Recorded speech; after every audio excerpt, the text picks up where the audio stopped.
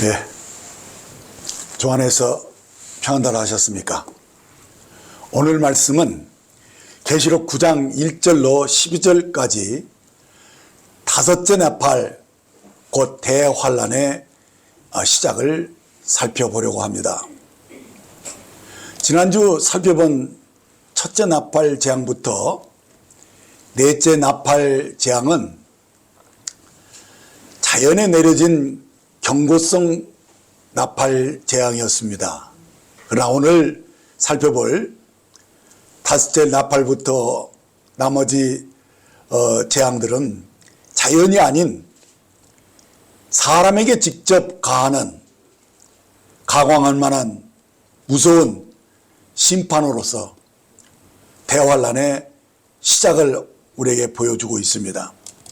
지난주 8장 13절에서 내가 또 보고 들으니 공중에 날아가는 독수리가 큰 소리를 이루되 땅에 사는 자들에게 화가 있으리니 이는 새 천사가 불어야 할 나팔 소리가 남아 있음이로다, 이렇게 말씀하신 대로 이제 이 나머지 새 나팔 재앙이 바로 대환란 기간에 발생할 재앙인 것입니다.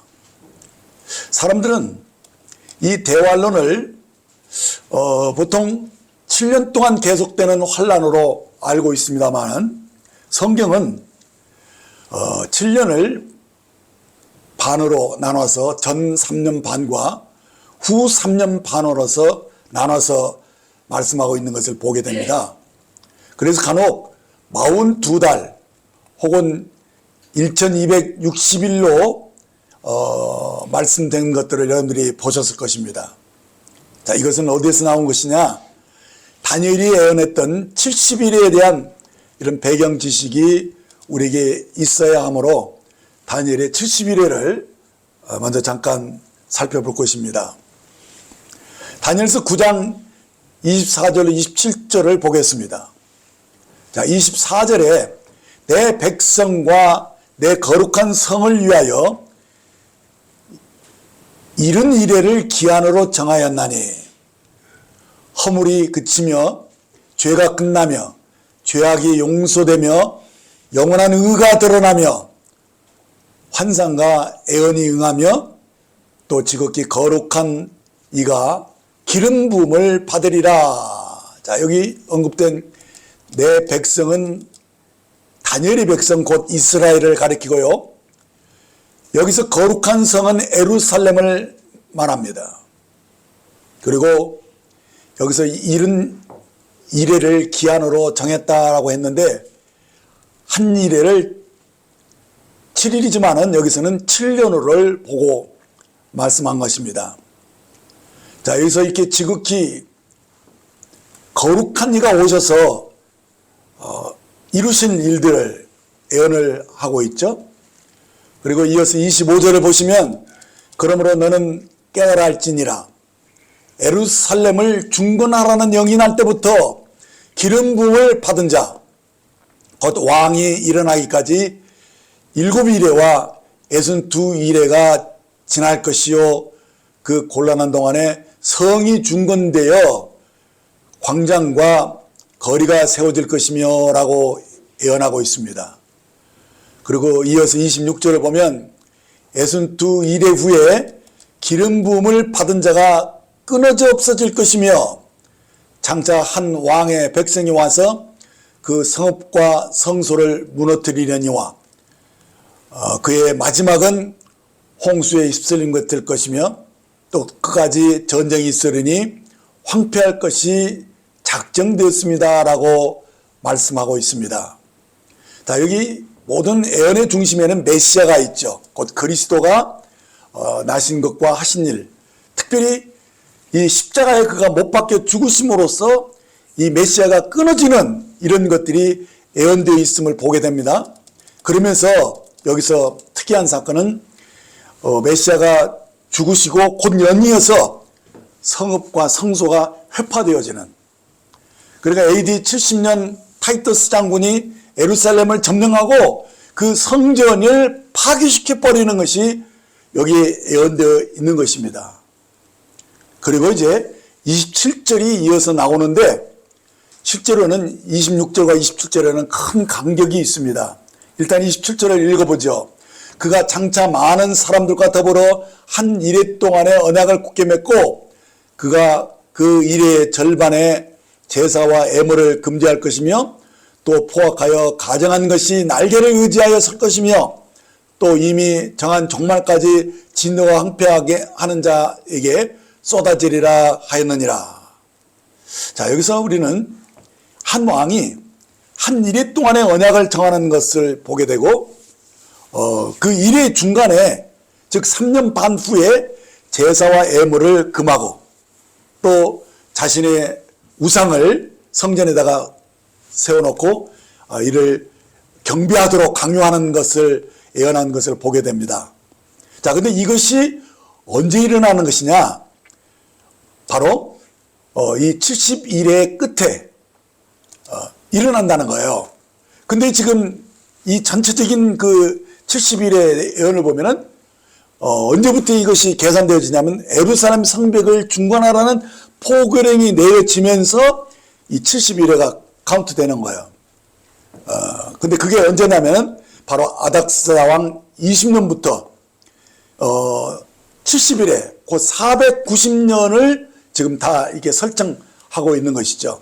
그래서 처음 7일에 그 49년은 예루살렘의 그 성이 중건되고 거리가 만들어지는 것들을 말씀하고 있고 그때로부터 62일에가 지나서 그리스도가 끊어지고 그리고 예루살렘의 멸망과 함께 성전이 파괴되면서 여기서 69일에로 일단은 멈춰주게 됩니다.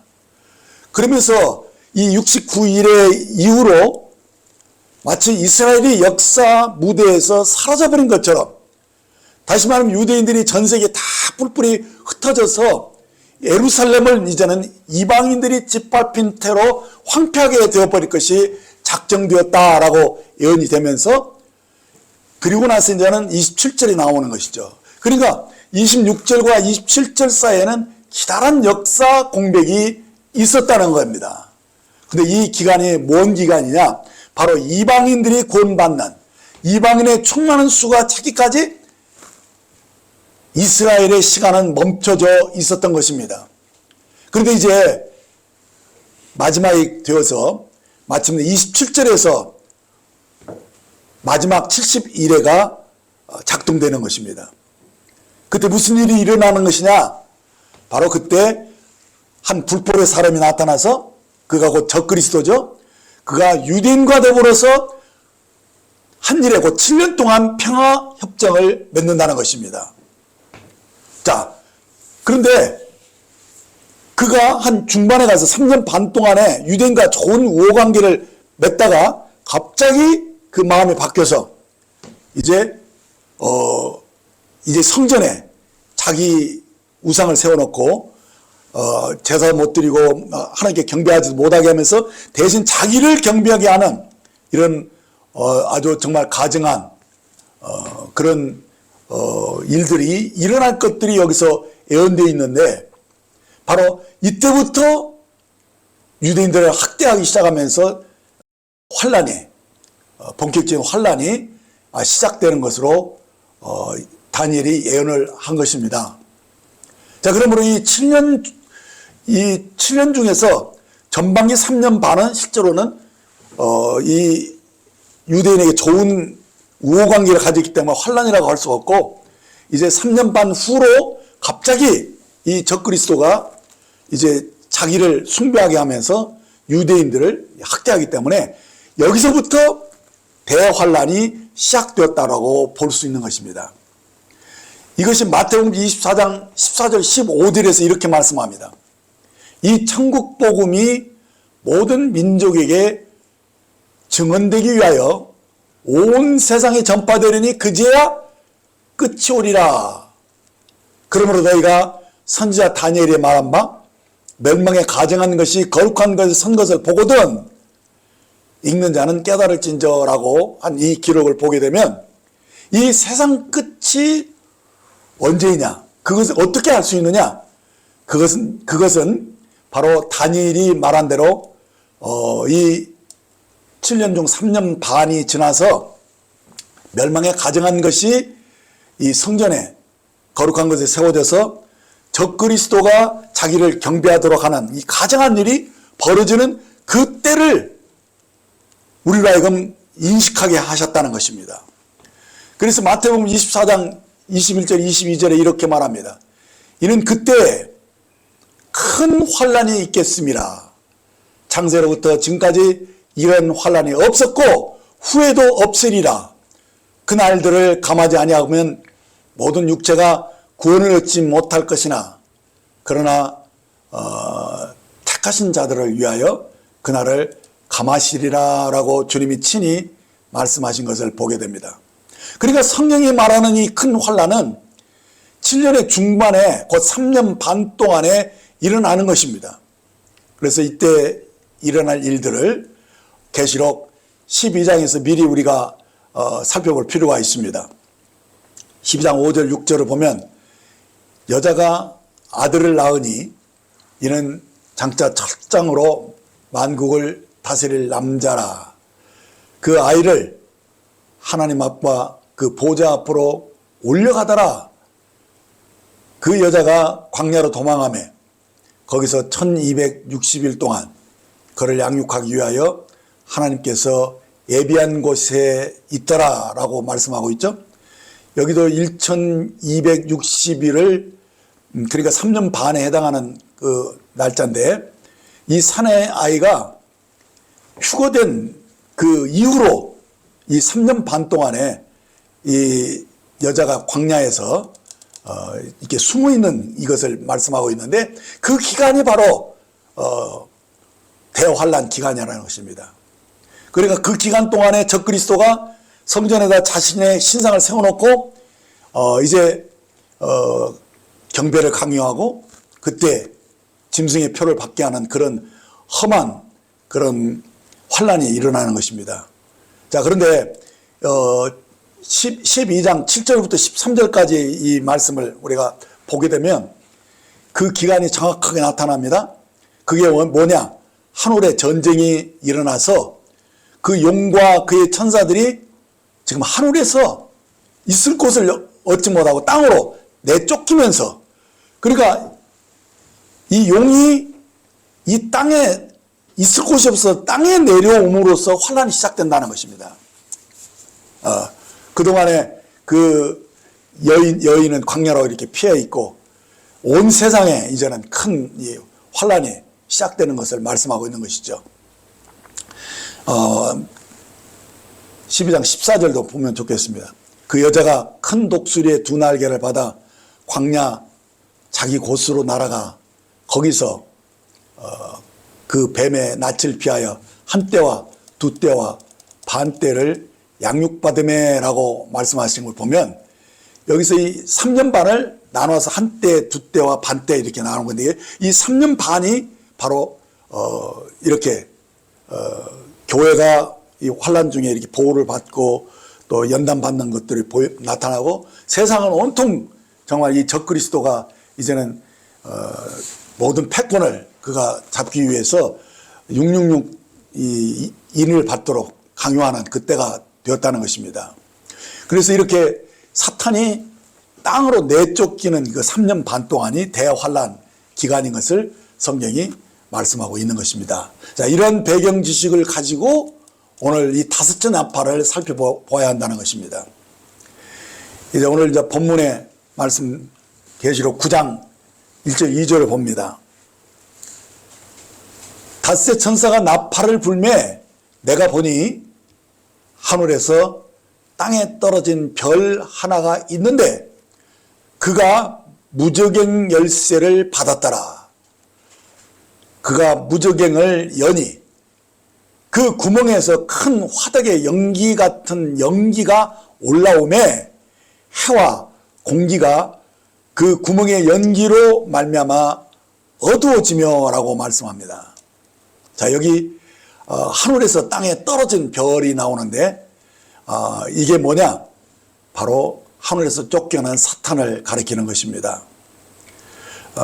이 사탄의 정체를 우리 이사야서 14장 12절에서 보게 되면 너 아침의 아들 계명성이여 어찌 그리 하늘에서 떨어졌으며 너 열국을 엎은 자여 어찌 그리 땅에 찍혔는고 라고 말씀한 것을 보게 되고, 또 누가복음 10장 18절에서도 예수님께서 이르시되 사단이 하늘로부터 번개같이 떨어지는 것을 내가 보았노라 하신 이 말씀을 보게 되면 사단이 실제로 하늘에서 쫓겨나서 땅에 떨어지는 그것을 주님은 영으로 보셨는데, 그 사건이 이 마지막 때 그 실제가 되어지면서 온 땅이 이제는 이 마귀의 그 사람들을 해치고 해롭게 하는 일이 본격적으로 일어나는 것입니다.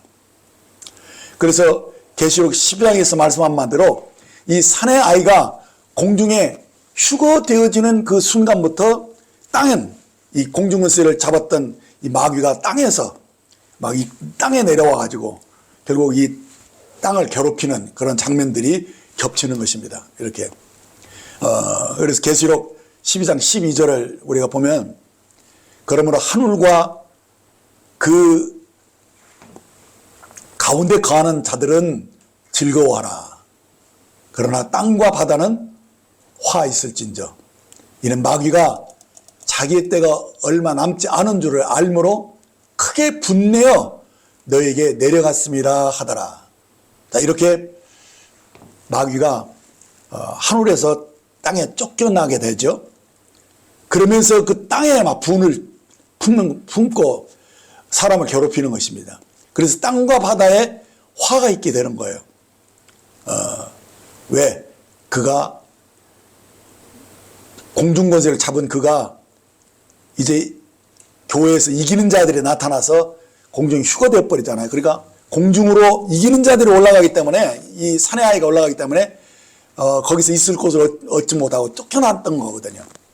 근데 이 쫓겨나면서 어떤 일이 일어나느냐, 그가 무저갱의 열쇠를 받아서 내려오는 것을 보게 됩니다. 자, 이 무저갱이라는 것은 뭐냐, 그 문자 그대로 밑바닥이 없는 구덩이라는 이런 말입니다. 그러니까 이 무저갱이 이 지옥과는 다른 거예요. 무저갱은 뭐냐, 이 악령들, 곧 귀신들을 잡아 가두는 곳이에요. 그것이 어디에 있는지는 학자들이 누구든 잘 모르는 것 같아요.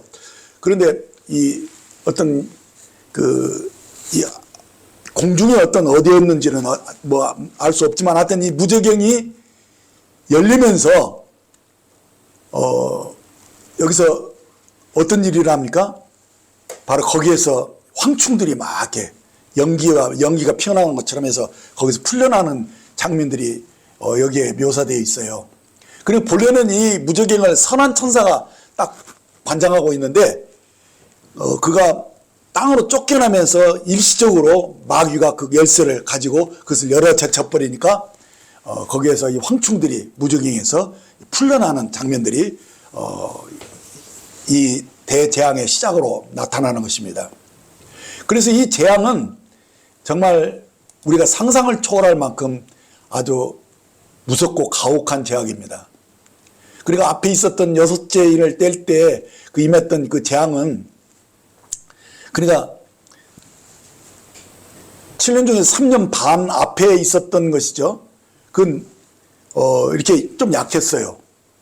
그 4번의 나팔 재앙이 있었던 건데, 그건 그냥 땅과 바다와 강들이 이 3분의 1 정도가 파괴되면서 그 재앙이 사실은 이 자연 환경의 손상을 초래해서 사람들이 경각심을 주는 것에 불과했지만은, 이제 이 5째 나팔부터 오는 이 재앙은요, 이제 실제로 사람의 몸을 괴롭히기 시작하고 목숨을 막 앗아가는 막 엄청난 그런 가공할 만한 재앙이라는 사실을 여러분들이 목도하게 될 것입니다. 자, 이제 본문 3절로 6절을 보겠습니다. 또 황충이 연기 가운데로부터 땅 위로 나오매 그들이 땅에 있는 전갈의 권세와 같은 권세를 받았더라. 그들에게 이르되 땅에 풀이나 푸른 것이나 각종 수목을 해하지 말고 오직 이마에 하나님의 인침을 받지 아니하는 사람들만 해하라 하시더라. 그러나 그들을 죽이지는 못하게 하시고 5달 동안 괴롭게만 하게 하시는데, 그 괴롭게 함은 전갈이 사람을 쏠 때의 괴롭게 함과 같더라. 그날에는 사람들이 죽기를 구하여도 죽지 못하고 죽고 싶으나 죽음이 그들을 피하리로다라고 말씀합니다. 자, 여기서 이 황충은 본래 메뚜기의 종류예요. 그러니까 이 메뚜기는 주로 어떤 재앙을 가져오냐면, 이 땅에 있는 모든 곡식이나 이 푸른 채소들, 뭐 나무들, 막 이런 것 있지만 하여튼 녹색된 것은 다 먹어치우는 엄청난 재앙이거든, 이것도요. 그런데 여기서 그런 보통 메뚜기가 아니라는 것을 우리에게 보여주는 게 뭐냐면, 풀이나 곡식과 같이 푸른 채소나 수목은 먹지 말라고 딱 하고, 이 황충이 이마에 하나님의 인을 받지 않은 사람들만 골라서 해치라, 이렇게 명령을 받은 것을 보게 되면 말이 황충이지 사실은 이게 사람을 괴롭게 하고, 마치 정갈이 막 사람을 쏘면 막 그 정갈에 그 독 때문에 막 굉장히 괴로워하는 것처럼, 이 사람이 이 황충에 의해서 너무너무 고통을 받는 그런 이 명령을 받은, 그래서 이 대환란의 하나의 시작을 아주 본격적으로 알리는 그런 재앙이 이 황충을 통해서 시작되는 것을 보게 되는 거예요. 그래서 이어지는 7절로 10절을 보게 되면 황충의 모양이 나옵니다. 황충들의 모양은 전쟁을 위하여 준비한 말들과 같고, 그 머리에 금 같은 관 비슷한 것을 썼으며, 그 얼굴은 사람의 얼굴 같고, 또 여자의 머리털 같은 머리털이 있고, 그 이빨은 사자의 이빨 같으며, 또 철 호심경 같은 호심경이 있고, 그 날개들의 소리는 병고와 많은 말들이 전쟁터로 달려 들어가는 소리 같으며, 또 전갈과 같은 꼬리와 쏘는 살이 있어 그 꼬리에는 5달 동안 사람들을 해하는 권세가 있더라라고 말씀하고 있죠.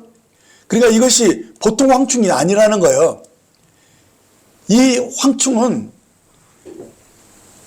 여기 특성이 다 나와 있지만은 요엘서에서 예언한 것과 좀 굉장히 흡사해요. 좀 비유적으로 말하면, 이들은 이방족 속에 아주 그냥 무서운 그 군대를 표현한 거예요. 요엘 선지자가 하나님을 떠나서 우상숭배에 빠진 이스라엘 백성들을 하나님이 심판하기 위해서 이렇게 여러 이방족의 민족들의 그 군대를 보내는데, 그것을 뭘로 표현하면, 팥종이가 남긴 것을 메뚜기가 먹고, 메뚜기가 남긴 것을 느시 먹고, 느시 남긴 것을 황충이 먹이리라, 이렇게 예언하면서, 사실은 이 황충이 이스라엘 땅의 그 주변에 있는 이족들의 그 침략이 연이어서 계속 일어나서 그만큼 나라가 쇠약할 대로 쇠약해지는 그런 예언과 겹친다는 사실입니다.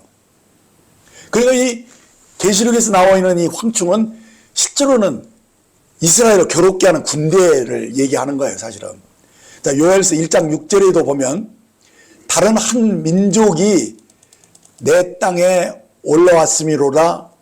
그들은 강하고 수가 많으며 그 이빨은 사자의 이빨 같고 그 어금니는 암사자의 어금니 같도다라고 했으며, 2장 4절 5절과 25절에서는 그의 모양은 말 같고 그 달리는 것은 기병 같으며 그들이 산 꼭대기에서 뛰는 소리는 병거 소리와도 같고 불꽃이 건물을 사리는 소리와도 같으며, 강한 군사가 줄을 벌리고 싸우는 것 같으니 내가 전에 너에게 보낸 큰 군대 곧 메뚜기와 느치와 황충과 팥종이가 먹은 횟수대로 너에게 갚아주리니 라는 이 말씀을 보면, 황충은 그러니까 비유적으로 말해서 이스라엘 주변국에서 쳐들어온 그 군대를 말하는 거예요. 자, 그래서 이 재앙은 이스라엘 중심으로 일어난 재앙이거든요. 그게 71회에 관한 예언이 계시록에도 나오는 것이니까요. 그러니까 이것은 중동 지방에 일어나는 재앙들이죠. 이 재앙에서 그래서 구원을 받으려면 어떻게, 누가 구원을 받을 수 있느냐? 하나님에 의해서 인침을 받아야만 한다는 말씀을 여기에 분명히 보여줍니다. 그러니까 이 재앙은 이스라엘을 에워싸는 이방인들의 그 군대와의 싸움에서 엄청난 해를 입게 되는 것이죠. 막 고통도 받고. 그래서 이스라엘 측에서 메뚜기 때 그 무수히 많은 그런 그 숫자가, 그 군대가 이스라엘 측으로 몰려드는 그 장면들을 묘사한 것인데, 그런데 이 황충의 모양은 이 그림에 보면 전쟁을 준비한 그런 말들로 표현되고 있는데, 그 모양이 머리에는 금 같은 관 비슷한 것을 썼으며, 그 얼굴은 사람의 얼굴 같고 또 여자의 머리털 같은 것이 나 있고 그 이빨은 사자의 이빨 같으며 라는 이 장면들을 보면, 이 군대는 어찌 보면은 이건 뭘까 이렇게 상상이 잘 안 갈 정도인데, 어떤 로봇가 이렇게 군대가 되어 있는 것 같기도 하고, 그러니까 로봇계 요즘 나왔잖아요, 그죠? 또 드론 같은 것들이 전쟁에 이렇게 배치되어 있는 그런 모습은 아닌가, 그런 생각을 하게 돼요. 자, 그런데 이제 본문 10절과 11절을 보면 또 정갈과 같은 꼬리와 쏘는 살이 있어 그 꼬리에는 5달 동안 사람들을 해하는 권세가 있더라. 그들에게 왕이 있으니 무저갱의 사자라. 히브리어는 그 이름이 아마도니오, 헬라어로는 그 이름이 아블로니오이더라 라는 이 말씀을 보게 되면, 여기서 이 무저갱의 이 사자는 뭐냐?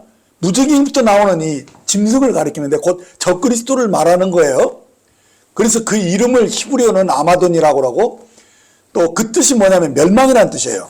그리고 헬라어로는 아블로온인데 아블로온은 파괴자라는 뜻이에요. 그러니까 이 적그리스도가 누구며 어떤 일을 하는가에 대한 그 성격이 이 예언 속에 다 나와 있는 거예요. 그러니까 지금 이 정갈과 같은 꼬리에 쏘는 그런 힘을 가진 이 군대는 실제로 이 적그리스도의 군대인 것을 알게 되는 것이죠. 그러니까 이 적그리스도가 본격적으로 이제 이스라엘을 괴롭히고 그 중동에 큰 전쟁이 일어나게 되는 그런 장면들을 묘사했다고 합니다. 그래서 이 황충은 이 적그리스도의 군대를 가리키는 것이고, 그래서 지금 다 모두가 어떻게 하냐면 그 이마에 하나님의 인침으로 보호를 받을 수 있도록 지정된 사람은 건드릴 수 없지만은 그 나머지는 다 죽이는 거예요. 그냥 막 괴롭게 하고 막 고통스럽게 하는 그런 권능까지 받은 것이죠. 그래서 이 대환란 동안에 이런 엄청난 것이 이렇게 계속된다는 것을 우리에게 보여주고 있어요. 그래서 이 사단이 하늘로부터 땅으로 내어 쫓기면서, 그러니까 이 무저갱에 갇혀있던 이 귀신들이 함께 풀려나면서 그 연기 속에 황충이 나와서 이 군대가, 적그리스도 군대가 나와서 하나님의 인을 받지 않은 사람들을 괴롭게 하고 고통을 줍니다. 그런데 이 적그리스도가 이 무저갱에서 풀려나와서 이 사단과 악령들과 하나가 되어 있는 모습을 보여줍니다. 그러니까 마귀의 영을 받은 이 불법의 사람이 이제 본격적으로 3년 반 동안에 큰 환란을 일으키는 하나의 장면들을 비유적으로 지금 설명을 하고 있는 거예요. 그래서 이 불법의 사람이 이제 결국은 이 거룩한 것, 이 성전에 자기 우상을 세워서 멸망에 가정한 것을 세워서 자기를 경배하도록 강요를 하고, 이 짐승의 표를 받지 않은 사람은 누구나 다 목뱀을 받게 하는 이 본격적인 환란과 순환이 시작되는 이 장면들을 지금 여기에서 묘사했다라고 설명할 수가 있습니다. 하지만 우리가 여기서 분명히 해야 하는 것이 있습니다. 그건 뭐냐? 대환란이 일어날 때, 그렇다면 우리는 어디에 있게 되는 것이냐 하는 문제입니다. 어떤 분은 이렇게 말을 합니다. 이거 우리 거듭난 그리스도인들은 어디 있든지 별로 문제가 되지 않는다고 생각합니다. 이렇게 쉽게 말을 합니다. 그러나 우리가 지금 살펴본 대로 이 다섯째 천사가 나팔을 불 때 어떤 재앙이 시작된 겁니까? 엄청나잖아요. 이 무저갱에서 연기와 함께 나온 이 황충이 정글과 같은 이 권세를 갖고 하나님의 인을 받지 않은 사람들은 누구나 다 해치는 그런 지시를 실제로 받았잖아요. 5살 동안 이 무작위로 해칠 수 있는 권세를 받고 지금 활동을 하고 있는 것인데, 이 고통이 얼마나 극악한 것이 여기 설명을 할 때 어떻게 나오냐. 사람들을 죽이지는 않아요. 근데 막 고통스러운데 사람들이 고통이 너무 심하니까 차라리 죽고 싶어 하는, 근데 문제는 죽을 수도 없어요. 그렇게 막 괴롭히는 그런 것이 나오는데, 자, 지금 만일에 우리들이 그 땅에 있다면은 거듭난 그리스도인이라고 지금 이 선택된 남은 자들을 보호하기 위해서 하나님 인치는 인침을 받는 것은 아니거든요. 우리가 성령으로 우리 인침을 받았어도 이 인침과는 또 틀린 거거든요. 그렇기 때문에 천사들이 그 표시를 못 보면 무조건 다 괴롭히고 막 고통을 주는 것이죠. 그래서 이것을 아셔야 돼요. 일단은 지역적으로는 지금 중동 지역에 일어나는 이 본격적인 환란이기 때문에, 물론 한국 사람들은 거기에 멀리 떨어져 있어서 직접적인 피해를 당할지는 모르겠어요. 그러나 온 세상에 이 환란은 임해요. 그리고 다시 말하면 짐승의 표를 받게 한다거나 막 이런 것은 온 세상에 다 퍼지기 때문에 거기에 남아 있으면 이 환란을 다 받게 돼 있어요. 그런데 우리가 분명하게 알아야 할 것은 이것입니다. 그리스도의 피로 구속함을 입은 우리는 그리스도의 몸이고 신부이기 때문에 사실상은 이스라엘에 받는 이 환란의 그 고통에 참여할 이유는 없습니다. 우리가 그 현장에 있어야 할 필요가 없다는 거예요. 하나님 그런 걸 의도하지 않았어요. 왜냐하면 하나님께서는 그리스도의 신부인 교회는 이러한 고통을 땅에 남겨두고 고통을 받게 할 의도가 전혀 없으시다는 겁니다. 그래서 하나님은 이 교회를 향해서는 우리가 이 환란 전에 공중으로 휴거되어져서 이 환란 동안에 이 땅에 있는 사람들이 받는 이 고통을 받지 않는 것을 주님이 원칙으로 하고 있는 거예요. 그래서 우리들이 모두가 다 이 환란 전에 공중으로 휴거되기를 원하시는 것이 하나님의 본뜻입니다. 그러나 우리가 여기서 분명히 해야 되는 것이 있습니다. 그것은 뭐냐? 휴거는 구원받은 사람이 다 휴거되는 것이냐? 성경은 결코 그렇게 말하지는 않습니다. 그러면 어떻게 말씀하느냐? 이 휴거라는 것은 우리가 은혜로 구원받은 사람들이 받는 그런 은총이 아니에요. 그러니까 우리가 은혜로 구원받았다고 휴거에 동참할 수 있느냐? 성경은 그렇게 말씀하고 있지 않다는 것을 분명히 아셔야 됩니다. 왜?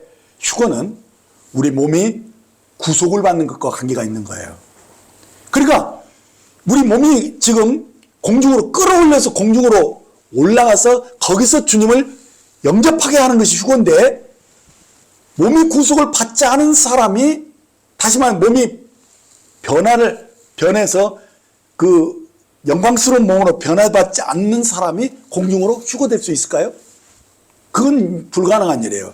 그래서 실제로 휴거는 우리가 첫째 부활의 영광에 참여하는 것과 직접적인 연관이 있다는 거예요. 그래서 주님이 마지막 나팔을 불 때 사람이 홀연히 다 변하는 거예요. 그게 죽은 자들은 살아서 주님 만나는 것이고, 살아있는 사람은 그 몸이 그때 구속이 이루어져서 그때 몸의 변화가 일어나는 것이거든요. 그렇기 때문에 구원받은 사람이면, 교회 다니는 사람이면 환난 전에 무조건 휴거된다? 천만의 말씀이에요. 그것은 성경적이 아니라는 거예요.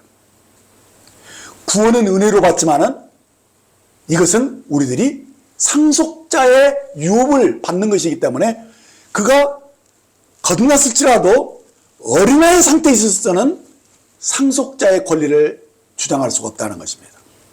저도 감당 못하니까요. 그렇기 때문에 이 휴거는 첫째 부활과 관계된 것으로서 우리들이 그날 주님이 오시는 날 하나님의 후사로서 영광을 받을 수 있는 그런 자격이 주어져야 한다는 것입니다. 그러니까 이것을 아셔야 됩니다. 우리가 죄사함 받고 내 영이 의롭게 된 거듭난 상태를 가졌다고 해서 휴거되느냐? 그렇지 않다는 거예요. 거듭난 우리는 반드시 성령의 가르침을 받아서 주님을 닮은 성숙한 그리스도인이 되어져서 그가 하나님의 유업을 상속받을 수 있을 만큼 장성한 그리스도인으로 성장되어 있어야 한다는 거예요. 그래야지만이 그날에 우리 몸이 호련히 변화되어서 구속받은 몸으로 휴거되어져서 이제 공중에서 주님을 영접할 수 있고, 그리고 그가 그리스도의 신부로 인정되어져서 그가 공중에서 이 땅에 내려올 때 함께 왕노할 수 있는 그러한 권세를 받게 된다는 거예요. 그래서 우리들이 분명히 알아야 되는 것은 구원받았으니까 됐다? 그건 천만의 말씀입니다. 그래서 사도 바울은 우리가 은혜로 구원받는 것을 기뻐하셨지만 그것으로 그의 가르침이 그치지 않았어요. 그는 끊임없이 우리가 그리스도의 형상으로 변화되어서 영광의 영광으로 이르기를 원했고, 계속 우리들이 정말 그 소망을 가지고 주님을 기다리는 사람으로 우리에게 계속 가르쳤음을 기억해야 되는 것입니다. 자, 그래서 우리가 말씀을 근거해서 정확하게 봅시다. 디모데후서 2장 10절로 13절을 보시면, 그러므로 내가 택함 받은 자들을 위하여 모든 것을 참으면 그들도 그리스도 예수 안에 있는 구원을 영원한 영광과 함께 받게 하려 함이라. 미쁘다 이 말이요. 우리가 주와 함께 죽었으면 또한 함께 살 것이요, 참으면 또한 함께 왕노릇 할 것이요, 우리가 주를 부인하면 주도 우리를 부인하실 것이라. 우리는 미쁨이 없을지라도 주는 항상 미쁘시니 자기를 부인하실 수 없으시로다. 자, 이 말씀을 우리는 정말 주의해서 보아야 됩니다. 자, 여기 보면 사도 바울이 택함을 받은 자들을 위해서 모든 것을 참는 이유가 무엇이라고 말씀했습니까? 우리가 구원받은 것만으로는 말하는 것이 아니에요. 구원을 무엇과 같이 받기로 원합니까? 영원한 영광과 함께 받게 하시려고 우리를 성장시키기 위해서 그가 고난도 받고 해산하는 수고를 하셨다고 말씀하는 거예요. 그렇죠? 그러니까 우리가 구원만 받는 게 아니라 구원과 함께 영광도 받게 하기 위해서, 우리를 더 성숙한 그리스도인이 되기 위해서 사도 바울이 많이 애쓴 것을 여기서 설명하면서 우리가 어떻게 되기를 원하냐? 그리스도의 신부처럼 정결한 신부로 우리를 중매하려고 했고, 또 우리가 현숙한 여인이 되어서 정말 주님의 일과 주님의 영광을 위해서 우리가 정말 주님을 돕는 배필로 세워지기 위해서 우리에게 엄청 많은 헌신을 하셨다는 거예요. 오늘날 사역자가 필요한 것도 그거예요. 바로 구원받은 사람들을 잘 양육하는 거예요. 그래서 그 사고방식을 바꾸고 삶을 바꾸고 그가 정말 거룩한 경건한 삶으로서 주님 언제 오셔도 그가 휴거될 수 있는 그러한 신령한 그리스도인이 되게 하기 위해서 그렇게 애쓰는 거거든요. 예. 그렇기 때문에 이것은 뭐냐? 여기서 우리가 소망을 가지고 주님을 기다리게 하는 그런 신앙인이 되게 해주는 건데, 우리가 갖는 소망은 무엇이냐? 우리가 그리스도의 신부가 되는 것이고, 그날 주님이 오시는 그날 우리가 주님과 함께 왕노릇하는 그 영광에 참여하는 것이 우리의 소망이라는 것입니다. 그래서 미쁘다 이 말이요, 우리가 주와 함께 죽으면 또한 함께 살 것이요. 이게 신앙의 하나의 기조죠. 참으면 또한 함께 왕노로 살 것이요. 상급을 바라보는 것이죠.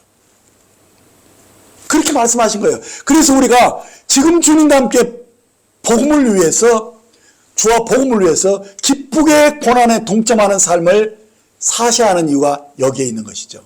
왜요? 그날 주님이 오시는 날 우리가 함께 왕노로 할 수 있는 그 장성한 그리스도인이 되기 위해서 우리가 여기서 날마다 자기를 부인하면서 자기 십자가를 지고 주님의 형상으로 변화되어지는, 변화의 변화를 거듭하는 그런 삶을 우리가 살아야 한다는 것입니다. 그래서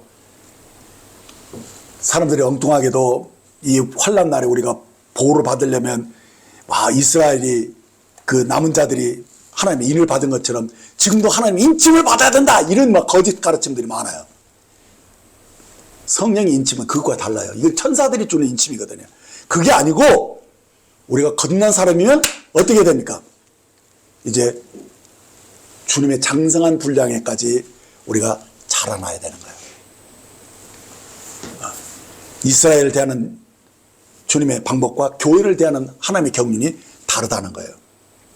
그래서 정말 우리들이 소망 가운데서 계속 인내로 우리들이 변화되어지는 그러한 과정 속에서 성령으로 사는 사람이 아니면 그날 우리 몸의 구속이 이루어질 것을 기대하지 말라는 거예요.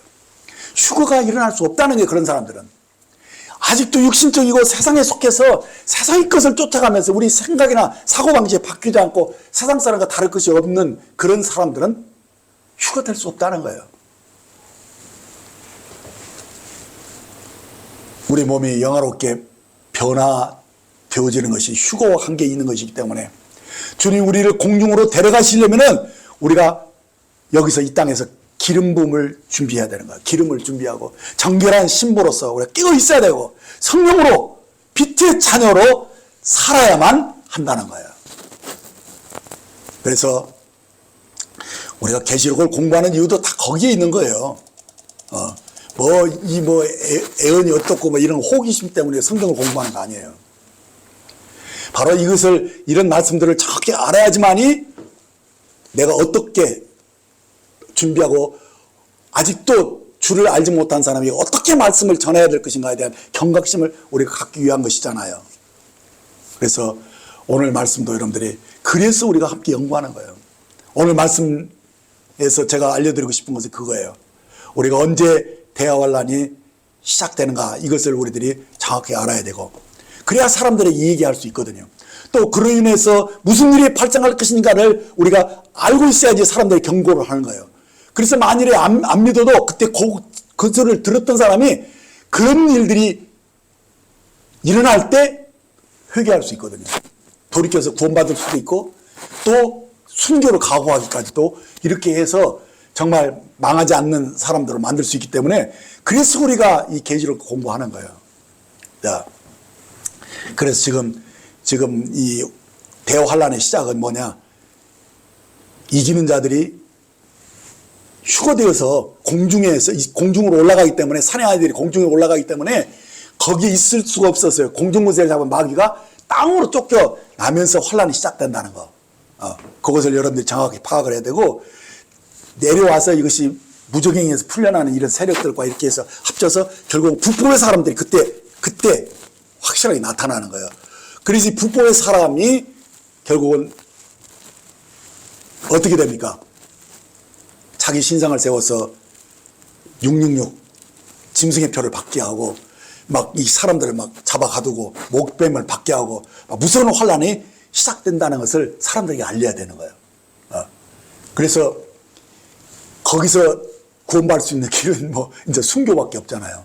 그러니까 지금 안 믿어도 그때를 위해서라도 우리가 이 사람 저 사람 이런 얘기를 해줘야 돼요. 그래서 우리가 계시록 공부를 자세히 하는 이유죠.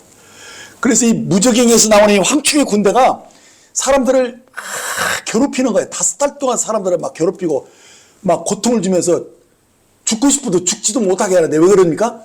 그 사람이 그 괴로움을 받으면서 나 지금이라도 이제는 내가 하나님을 믿고 회개하기 위해서 하나 그런 기회를 주는 거거든요. 예. 그래 이런 것들을 미리미리 다 얘기해 놓은 것이 그래서 중요한 거거든요.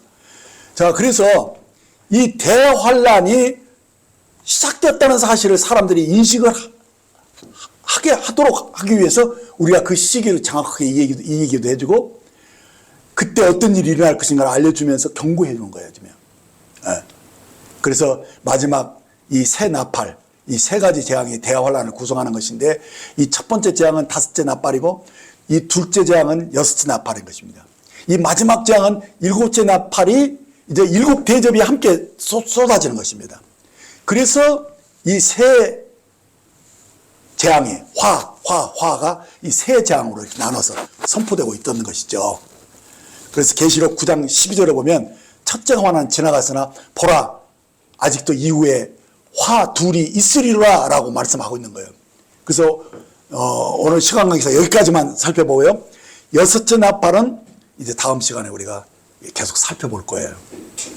이제 말씀을 마치려 하는데 이 오늘 말씀을 여러분들이 들으시면서 여러분들의 심령은 어떤 반응이 일어났습니까? 불안하셨어요? 아니면은 혹시 나는 빌라델비 교회에게 약속하신 온 세상에 임하는 그 땅에 거하는 자들을 시험하는 그 시험의 때를 면하게 하려는 약속이 과연 나에게 이루어질까 하는 그런 우구심을 여러분들이 가졌을지도 모르겠습니다. 그렇습니다. 우리가 만일 이 시험의 때를 면하고자 한다면 반드시 이 땅에서 들림을 받는 그 준비가 갖춰져야 한다는 것입니다. 우리는 이 주님의 재림이나 이 성도들의 휴고에 대해서 가볍게 말할 수 없다는 것입니다. 믿으면 다 되지 않겠느냐? 이렇게 무책임하게 말해서는 안 됩니다. 장하 우리는 말씀 그대로, 액면 그대로 조금이라도 과감하지 않고 어떤 누구도 하나님 앞에서 경솔하게 행하지 않도록 분명하게 말씀을 가르쳐야 됩니다. 그래서 믿는 자는 환난 전에 다 휴거된다 이렇게 무책임하게 말해서는 안 됩니다. 우리는 반드시 성령으로 살아야 된다. 육체로 사는 사람들은 휴거될 수 없다. 성령으로 사는 이 신령한 성도가 되지 않으면, 장성한 그리스도인이 되지 않으면 휴거에 동참할 수 없다라고 분명하게 가르쳐야 합니다.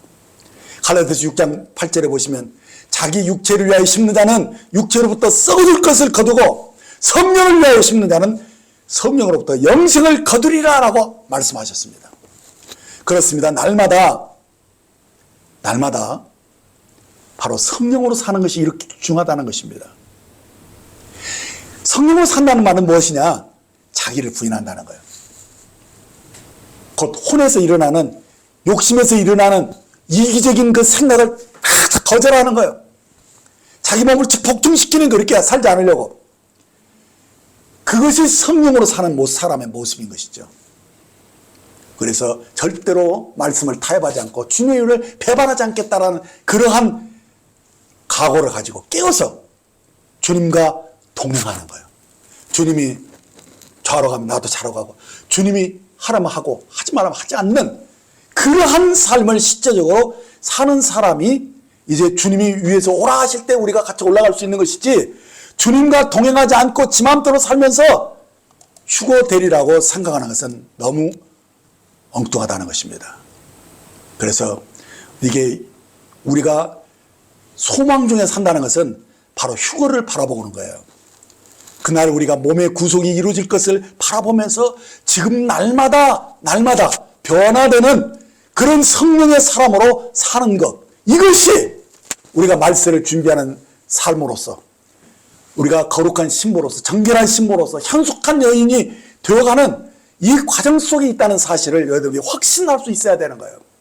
그리고 이것을 전해야 되고 가르쳐야 되고 사람들에게 경고해야 되고, 그래서 격려해서 우리가 그렇게 이렇게 하면 안 된다, 저렇게 하면서 서로 모이기를 힘쓰고, 이것이 바로 주님 오실 날을 기다리는 삶의 자세인 것을 여러분들이 명심하시고, 이제 오늘 말씀을 저는 이것으로 마치는데, 데살로니가서 5장 1절로 10절 말씀을 오늘 우리가 마지막 드리는 이 기도 대신 제가 이 말씀을 제가 기도로 읽을 것이니까 여러분들 눈 감고 이 말씀을 여러분들이 하나하나 기도로 함께 기도하세요. 음미하세요. 형제들아, 때와 시기에 관하여는 너에게 쓸 것이 없음은 주의 날이 밤에 도적같이 이를 줄을 너희 자신이 자세히 알기 때문이라. 그들이 평안하다 안전하다 할 그때 임신한 여자에게 해산의 고통이 이름과 같이 멸망에 갑자기 그들에게 이르리니 결코 피하지 못하리라. 형제들아, 너희는 어둠이 있지 아니하며 그날이 도적같이 너에게 임하지 못하리니 너희는 다 빛의 아들이요 낮의 아들이라. 우리가 밤이나 어둠에 속하지 아니하나니 그러므로 우리는 다른 이들과 같이 자지 말고 오직 깨어 정신을 차릴지라. 자는 자들은 밤에 자고 취하는 자들은 밤에 취하되 우리는 낮에 속하였으며 정신을 차리고 믿음과 사랑의 호심경을 붙이고 구원의 소망의 투구를 쓰자. 하나님이 우리를 세우심은 노하심에 이르게 하심이 아니요 오직 우리 주 예수 그리스도로 말미암아 구원을 받게 하려 하심이라. 예수께서 우리를 위하여 죽으사 우리로 하여금 깨어 있든지 자든지 자기와 함께 살게 하려 하셨느니라. 아멘.